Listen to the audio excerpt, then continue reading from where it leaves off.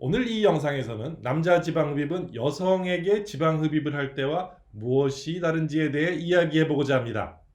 지방은 남자나 여자나 다 똑같은 것이 아니냐라고 생각하실 수 있겠지만 디자인, 수술 방법, 사용하게 되는 캐뉼라, 수술 후 주의사항 등 다른 점이 매우 많답니다. 남자들이 지방흡입을 받을 때 여자와는 다른 네 가지에 대해서 말씀드리려고 해요. 남성은 지방흡입을 받을 때 무엇을 알아봐야 하는 건지, 어떤 것들을 조심해야 하는지에 대해서도 말씀드리려고 하니까요. 나가지 마시고 끝까지 시청해 주세요. 인트로 보고 올게요.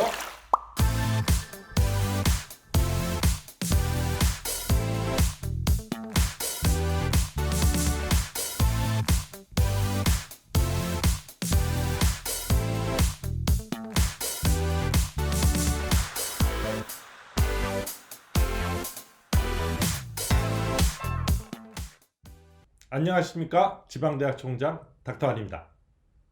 네, 남성분들은 해부학적으로 여자들과 많은 차이점이 있어요. 뭐가 어떻게 다른지 제가 설명드리지 않아도 성인 남성이라면 아마 너무 잘 알고 계실 거예요. 그런데 남성들은 지방흡입을 할 때 뭐가 많이 다른가요? 도대체 무엇이 다를까요? 지방흡입을 받으려고 하는 분들이 대부분 여성분들이 많기 때문에 이 보통 지방흡입 클리닉에 가시면 남자분들은 수술을 많이 해보지 않은 경우가 많아서 경험이 부족하고 그래서 서툰 부분들이 많은 것이 사실입니다. 그래서 오늘은 남성분들에 있어서 지방흡입 무엇이 다른지 가장 대표적인 것 네 가지에 대해서 이야기해 보려고 합니다. 첫 번째, 수술 디자인이 다르다. 수술을 하는 데 있어서 디자인은 매우 중요합니다. 미용 수술은 한 개인이 원하는 또는 필요한 부분의 개선을 도모하기 위해서 시행되는 수술이죠. 여성들은 대부분 잘록한 허리, 납작한 배, 뭐 이런 걸 원합니다. 그렇죠? 그럼 남성분들은요. 물론 비만도에 따라 다르지만 가장 많이 신경 쓰이는 부분은 아무래도 이 러브 핸들, 그 다음에 아랫배일 거예요. 이 아랫배 중에서도 특히 또 이 성기 위쪽까지 이어지는 부분이 살이 많이 쪄서 신경 쓰이는 분들이 많습니다. 또 여유증 때문에 스트레스 받아 하는 분들도 굉장히 많죠. 이렇게 여자들과는 완전히 다른 부분에 살이 쪄서 지방흡입을 할 때도 수술 디자인에 많은 차이가 있을 수밖에 없습니다.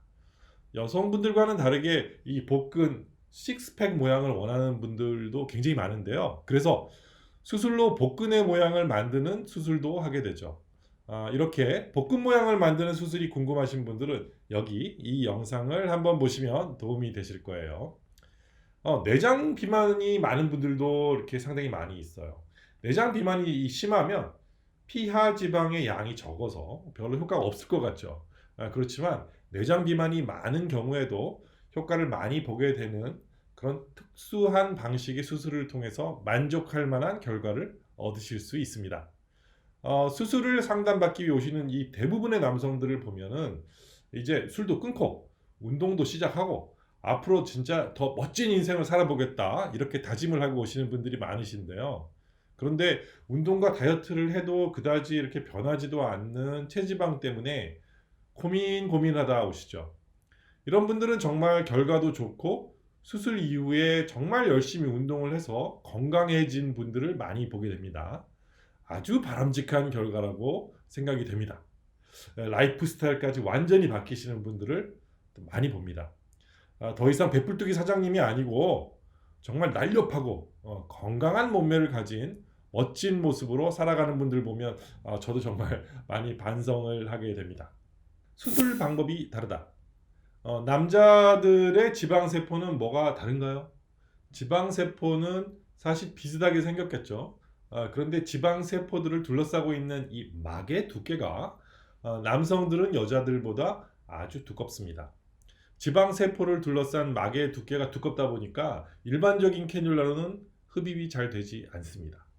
이 막이 터트려지지 않으면 수술할 때 피만 나오고 지방은 별로 나오지 않아서 나중에 수술을 했는데 별로 효과가 없다 이런 생각들을 가지시는 분들이 상당히 많아요. 그래서 남자에게는 특수한 캐뉼라를 사용을 해야지만 지방이 잘 나옵니다. 특히 옆구리살, 러브 핸들이라고도 하죠. 이 부분의 지방과 윗배가 상당히 빼기가 어렵습니다.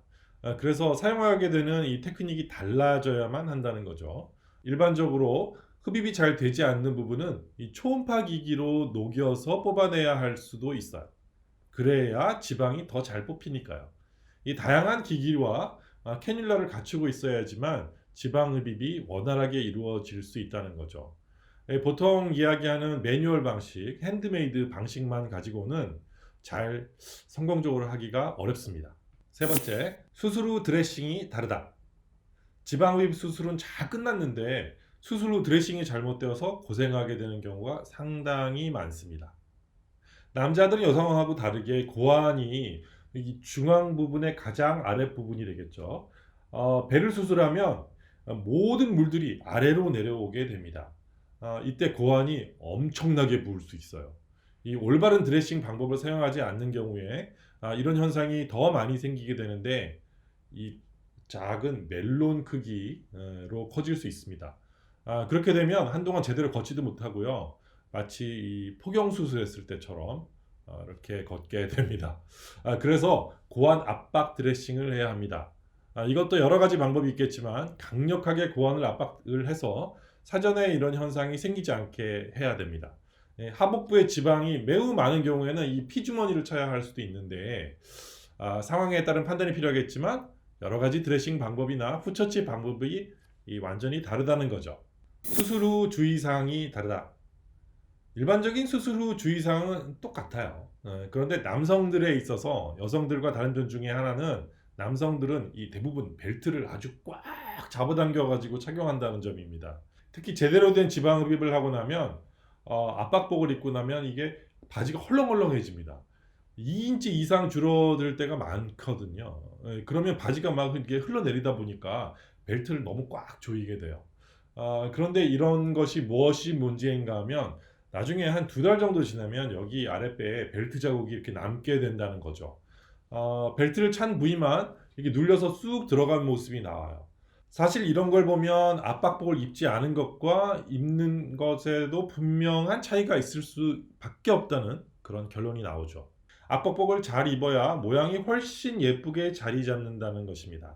아무튼 그래서 남성분들은 수술 후 한 2개월 정도는 벨트를 착용하지 않고 이 멜빵을 착용하시라고 말씀을 드립니다. 어깨에서 바지를 잡아주기 때문에 벨트 디포미티가 생기는 것을 막아줄 수 있다는 거죠. 자, 오늘은 지방 흡입에 있어서 남자들은 여자와 어떻게 다른지에 대해서 대표적인 내용 4가지에 대해서 이야기해 보았습니다. 앞으로 남성 지방 흡입에 관한 영상들을 계속 만들어서 올려드릴게요. 그러니까 오늘도 좋아요, 그리고 구독, 알림 설정까지 꾹꾹꾹 눌러주세요. 그리고 이외에도 혹시 또 궁금하신 것들이 있으시면 이 아래 댓글로 남겨주세요. 제가 성심성의껏 대답해 드리도록 하겠습니다.